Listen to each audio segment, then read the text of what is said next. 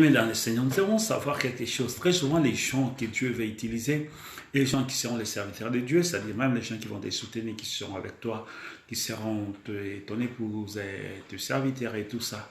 Très souvent, avant le temps de Dieu, le diable les utilise pour te détester.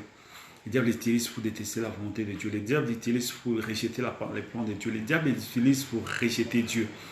Et quand, alors, il ne faut pas souvent juger les gens par rapport à leur passé. Non, si Jésus-Christ allait juger Pierre, Pierre qui était comme la première personne qui gérait tout, qui était là, qui était le chef de tous les disciples, qui était le numéro un, à qui faisait le compte rendu à Jésus-Christ. Et qui à la fin avait régné le Seigneur. Mais le Seigneur n'a pas regardé ça. Il a toujours soutenu Pierre, il a toujours maintenu Pierre à sa place.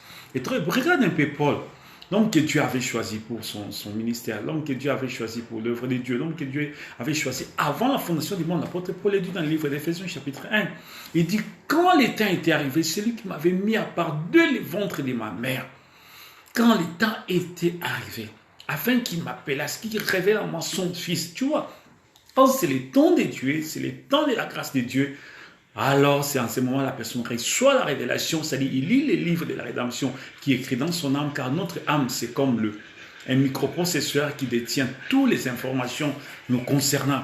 Donc c'est là où Dieu a écrit tous les mystères concernant ta vie. Alors quand c'est le moment de Dieu, c'est en ce moment-là que ta conscience va entrer dans la subconscience pour voir le mystère de la parole dont tu étais.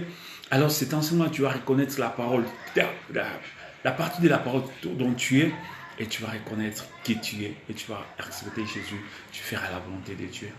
Tu feras la volonté. Que tu veuilles ou pas, tu seras dans la parfaite volonté de Dieu. C'est à ce moment-là que tes yeux vont s'ouvrir. Que tu vas comprendre pourquoi Dieu t'a créé.